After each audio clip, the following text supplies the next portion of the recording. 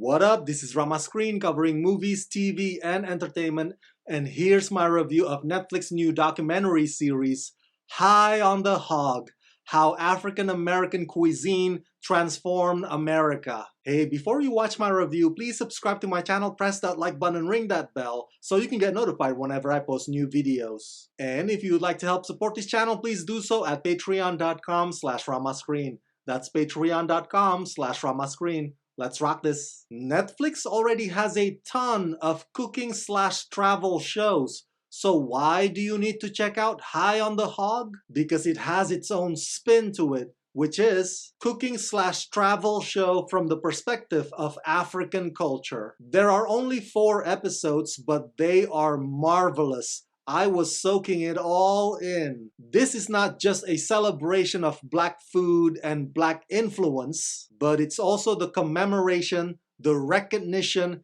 and the honoring of Black history. The host, the eloquent and deeply wise Stephen Satterfield, takes you on this humbling journey, so much so that even though some of you, the audience, may not necessarily be African American, High on the Hog will still touch your heart profoundly. In addition to getting you salivating over these mouth-watering dishes. Directed and executive produced by Oscar winner Roger Ross Williams, based on Jessica B. Harris's book, and hosted by Stephen Satterfield, High on the Hog, How African American Cuisine Transformed America, takes viewers on a culinary journey that ventures from Africa to the Deep South.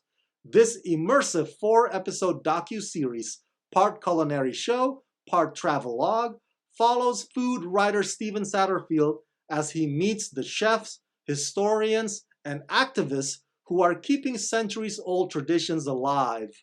Over Western African stews, soul food, barbecue, and fine dining, this series reveals an expansive, eclectic culinary history shaped by slavery, the Civil War, Juneteenth, and present day.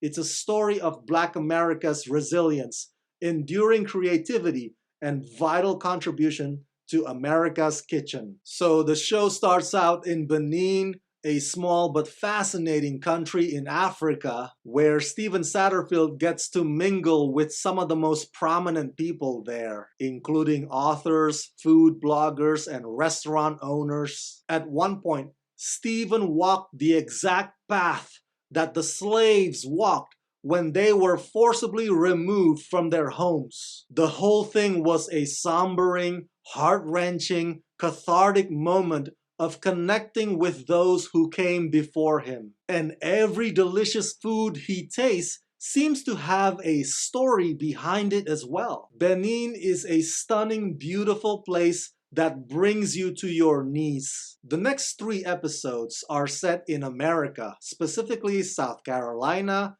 Philadelphia, and Texas. Further emphasis on the painful legacy of slavery that shapes today's descendants or today's African Americans in those specific regions. The Philadelphia one stands out to me because it explores 2 Black chefs who worked for George Washington and Thomas Jefferson respectively. But that is one of the things that this docuseries teaches us. It's giving some historical figures the recognition that they never got, but one that they finally deserve, because you won't find them on the pages of your high school textbook.